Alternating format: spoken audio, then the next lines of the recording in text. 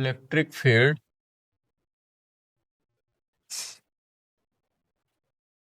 Due to an infinite line charge. ठीक है, electric field due to an infinite line charge. ठीक है, यही हमें स्टडी करना है। तो देखिए, सबसे पहले हम स्टडी ये करते हैं कि सबसे पहले इसमें देखिए, ये बहुत ही वेरी वेरी इंपॉर्टेंट है, ये बोर्ड में पूछा जाता है। ठीक है, तो वेरी वेरी इंपॉर्टेंट क्वेश्चन है ये। तो यहाँ पे देखिए, सबसे पहले ये देखिए, एक हम कंडक्टर कंसीडर कर देते हैं जिसका लेंथ ये है। ठीक है, और इस कंडक्टर को जब हम यहाँ पे कंसीडर कर लेते हैं तो क्या होता है कि इसको हम क्या करते हैं, पॉजिटिवली चार्ज कर देते हैं। ठीक है, जब इसको पॉजिटिवली चार्ज करेंगे तो ये चार्ज यूनिफॉर्मली इस पर क्या हो जाता है, इसके लेंथ पर डिस्ट्रीब्यूट हो जाता है। ठीक है, इस तरह से ये चार्ज जो होता है डिस्ट्रीब्यूट हो जाता है। अब देखो, जब ये पॉजिटिवली चार्ज हो जाएगा तो समझिएगा, जब ये पॉजिटिवली ऐसे चार्ज होता है तो ये जब ऐसे पॉजिटिव चार्ज हो जाएगा ऐसे से, तो आप ये जानते हैं पॉजिटिव चार्ज होने पे इलेक्ट्रिक फील्ड लाइन का जो डायरेक्शन होगा इस तरह से हो जाता है। ये देखिए, इलेक्ट्रिक फील्ड लाइन का डायरेक्शन इस तरह से हो जाएगा। ठीक है, तो ये नहीं, इस तरह से ये जाएगा इलेक्ट्रिक फील्ड लाइन का डायरेक्शन। अब इसी तरह से हम यहाँ पे देखिए क्या है कि जब इसको हम पॉजिटिवली चार्ज देते हैं तो इस कंडक्टर पर जो होता है चार्ज जो होता है यूनिफॉर्मली डिस्ट्रीब्यूट हो जाता है। ठीक है, जब ये यूनिफॉर्मली डिस्ट्रीब्यूट हो जाएगा तो इसी कंडक्टर से स्मॉल आर रेडियस लेकर, यानी लेंथ लेकर के, ठीक है, ऐसे सिलिंड्रिकल फॉर्म में, तो इसको क्या करते हैं, ऐसे इसको हम ऐसे रोटेट करा देते हैं कुछ इस तरह से। जैसे क्या है, तो ये देखो, ये रॉड है। अब इस पर हम इस रॉड पे क्या करते हैं, ये आपका इस स्मॉल आर डिस्टेंस लेकर इसको इस तरह से रोटेट कर दिया, यानी गॉसियन सरफेस का कंस्ट्रक्शन कर दिया। तो जब ये रॉड है, अगर यहाँ पे ऐसे सिलेंड्रिकल फॉर्म लेकर के, यानी एल लेंथ लेकर के, जब ऐसे इसको हम क्या करते हैं कि इसको क्या होता है, गॉसियन सरफेस का कंस्ट्रक्शन कर देते हैं। तो यानी कहने का मतलब टी की तरह एक ऐसे लेंथ ले लिया जाए और इस लेंथ में देखिए, इस तरह से इसका ये लेंथ ले लिया जाए और इस लेंथ को लेकर इसको ऐसे रोटेट कर दें चारों तरफ। ठीक है, और ये क्या हो जाता है, एक सिलेंड्रिकल फॉर्म में ऐसे कन्वर्ट हो जाता है। ठीक है, ऐसे ये गॉसियन सरफेस का कंस्ट्रक्शन हो जाता है। ठीक है, ये गॉसियन सरफेस का कंस्ट्रक्शन हो जाता है। अब इसी गॉसियन सरफेस पे, ठीक है, इसी गॉसियन सरफेस पे एक यहां पे एक पॉइंट पी ले लीजिए जिसकी एरिया है ds। देखिए, कहीं कहीं एरिया को dA लेते हैं, लेकिन यहाँ सरफेस पर को डिनोट करना है, इसलिए सफिशिएंट आप ds लेंगे। ठीक है, तो यहाँ पे ds ले लेते हैं। अगर ये ds हो गया तो इसकी एरिया वेक्टर जो है ये हो जाएगा ds वेक्टर। जैसे यहाँ पे ये लिया, अगर ds है तो इसकी एरिया वेक्टर जस्ट इसके परपेंडिकुलर हो जाती है। ठीक है, तो यहाँ पे देखिए क्या हो जाता है कि एरिया वेक्टर इसका सिलेंड्रिकल फॉर्म है, ऐसे सिलेंड्रिकल फॉर्म से एरिया वेक्टर इधर हो गया।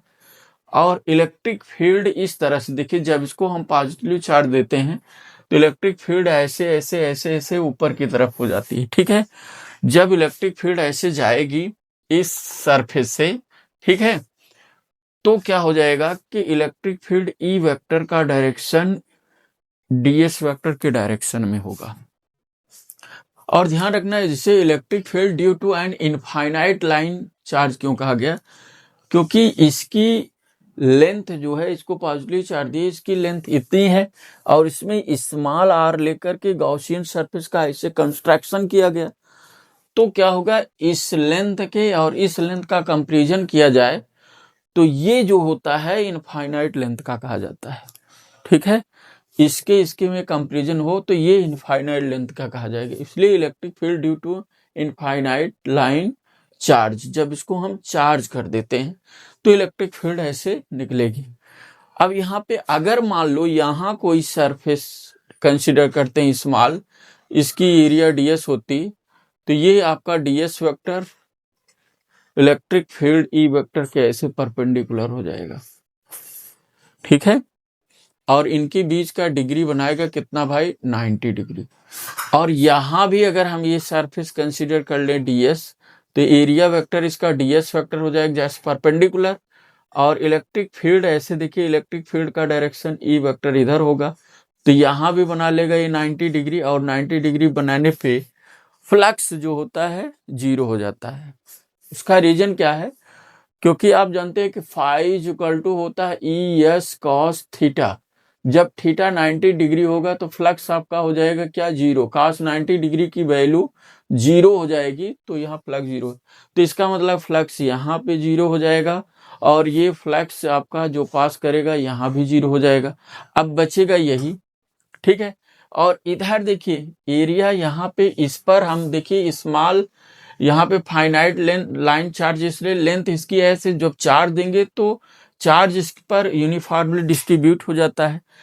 तो चार्ज जब डिस्ट्रीब्यूट, तो आप जानते हैं कि लीनियर चार्ज डिस्ट्रीब्यूशन के फार्मूले से आप जानते हैं कि इस linear charge density lambda is equal to हो जाएगा क्यू बाई क्या होता है, यल। ठीक है, तो इसको हम देखें, the presence of charge in per unit length is known as linear charge density. तो यहाँ पे इसको lambda is equal to Q by L लेते हैं, तो इसको हम बोलते हैं कि ये होता है लीनियर चार्ज डेंसिटी। ठीक है, तो आइए हम आगे अब चलते हैं, एप्लीकेशन यूज कर लेते हैं किसका, जानते हैं, गॉस लॉ का। ठीक है, एप्लीकेशन हम यूज करते हैं, तो यहाँ पे एप्लीकेशन हमारा क्या यूज होगा कि देखो भाई, ये आप अगर यहाँ पे हमने एरिया लिया, इस पर इस सरफेस पे ds लिया, और इसका area vector ds vector E vector के दोनों डायरेक्शन में सेम है, तो electric flux passes through small element ds। ठीक है, तो स्मॉल एलिमेंट अगर क्या हो जाएगा, ds से पास करेगा, तो आप लिखोगे क्या, यहाँ d phi is equal to E vector dot ds vector. ठीक है, यहां लिखोगे D phi is equal to E vector dot ds vector, तो यहां से हो जाएगा D phi is equal to, आप फार्मूला जानते हो, ई ds कॉस हो जाएगा 0 डिग्री, क्योंकि ई वेक्टर और ds वेक्टर का डायरेक्शन क्या है, सेम है, तो इसलिए हम क्या लिखेंगे, d phi is equal to E ds cos 0। Cos 0 degree की वैल्यू होती है 1, तो इसलिए ये आ जाएगा क्या, d phi is equal to आ जाएगा ये ई ds हो जाएगा। ठीक है, तो ई ds आ गए यहाँ पे, D phi is equal to E ds। अब देखो इस छोटे से स्मॉल एलिमेंट से यहाँ पे इलेक्ट्रिक फ्लक्स पास कर रहा है, लेकिन क्या है, अगर इलेक्ट्रिक फ्लक्स देखिए, electric flux passes through whole surface area. ठीक है, जो सिलेंड्रिकल फॉर्म में है, होल सरफेस एरिया से अगर पास करेंगे तो क्या लिखेंगे भाई, यहाँ पे integrating on both side we get, तो यहाँ पे हमने क्या किया, इंटीग्रेट कर दिया, तो यहाँ integration of D phi is equal to E into integration of ds हो जाएगा। ठीक है, तो ये इंटीग्रेशन ऑफ ds, देखो स्मॉल जिसमें होता है, स्मॉल एलिमेंट डी फाई है या ds हो, उसी को आप क्या करते हो, इंटीग्रेट करते हो, तो ये इंटीग्रेट जब करते हैं तो यही डी स्मॉल जो है ये कैंसिल हो जाता है, वैसे इंटीग्रेशन का रूल होता है। ठीक है, आप इंटीग्रेट करते हो कि फार्मूला अगर x पावर 0 dx है, तो x power 0 plus 1 upon 0 plus 1, यानी n plus 1 upon n plus 1 इस फार्मूले से। ठीक है, तो यहाँ पे इंटीग्रेशन आप डी फाई करोगे तो आ जाएगा क्या, फाई आ जाएगा, ये आ गया फाई, फ्लक्स देखिए डिनोट हो रहा है, इसको आप फाई से डिनोट कर देंगे, is equal to E into, देखिए यहाँ पे आ जाएगी एस, ठीक है। फाई इज इक्वल टू आपका क्या हो जाएगा, ई एस आ गया। अगर ये phi is equal to E S आया तो अब क्या लिख सकते हो, phi is equal to E S हमारा ये आ गया, ठीक है। तो एप्लीकेशन यूज कर देते हैं किसका, गाउस थ्योरम का। क्या होता है, फाई इज इक्वल टू, हम यहाँ पे लिख दें phi is equal to Q upon epsilon naught is equal to E into yes. Yes, अब देखिए ये आपका सिलेंड्रिकल फॉर्म है, तो इसका जो है आप जानते हैं कि इसका जो सरफेस एरिया यहाँ पे निकल के आएगी, S is equal to 2 pi R L, क्योंकि इसकी लेंथ को यहाँ से यहाँ तक के यल माना गया है और इसकी रेडियस क्या है, स्मॉल आर। तो स्मॉल यल लेंथ लेकर के ऐसे टी की तरह, ठीक है, ऐसे टी की तरह इसको हम ऐसे रेडियस लेकर के ऐसे रोटेट कर दिए थे इस जो है वायर के अराउंड। तो यहाँ पे इस वायर के अराउंड ऐसे रोटेट किए तो ये क्या होगा, सिलेंड्रिकल फॉर्म में मिल गया। तो सिलेंड्रिकल फॉर्म में ऐसा मिला तो ये गॉसियन सरफेस का कंस्ट्रक्शन हो गया। अब यहाँ पे देखो भाई, अगर ऐसा हो गया है तो यहाँ E इज इक्वल टू करोगे तो ये डिवाइड होगा, तो 1/2 पाई आर यल, यहाँ पे देखो Q अपॉन क्या है, एप्सिलॉन नॉट, ठीक है। तो Q अपॉन एप्सिलॉन नॉट हो जाएगा, ठीक है। अब देखो क्या लिखोगे, जब यहाँ से E इज इक्वल टू किया तो ये डिवाइड हो गया, ठीक है। E इज इक्वल टू करोगे तो ये आ जाएगा 1 अपॉन क्या हो जाएगा, E इज इक्वल टू करोगे तो 1/2 pi R L into Q upon epsilon naught. तो ये देखिए अब इसे आप लिख सकोगे E is equal to 1/2 pi epsilon naught क्या हो जाएगा, Q by L into R, ठीक है। तो क्यू बाई यल को हम क्या करते हैं, लीनियर चार्ज डेंसिटी बोलते हैं। इसको हम किससे डिनोट करते हैं भाई, लैम्डा से। तो यहाँ पे क्यू बाई एल को हम क्या लिख देंगे, लैम्डा। तो E is equal to 1/2 pi epsilon naught क्या हो जाएगा, लैम्डा बाई आर। इतना क्या हो जाएगा भाई, न्यूटन पर कूलम। ये आपका इलेक्ट्रिक फील्ड यहाँ पे जनरेट हो जाएगा, ठीक है।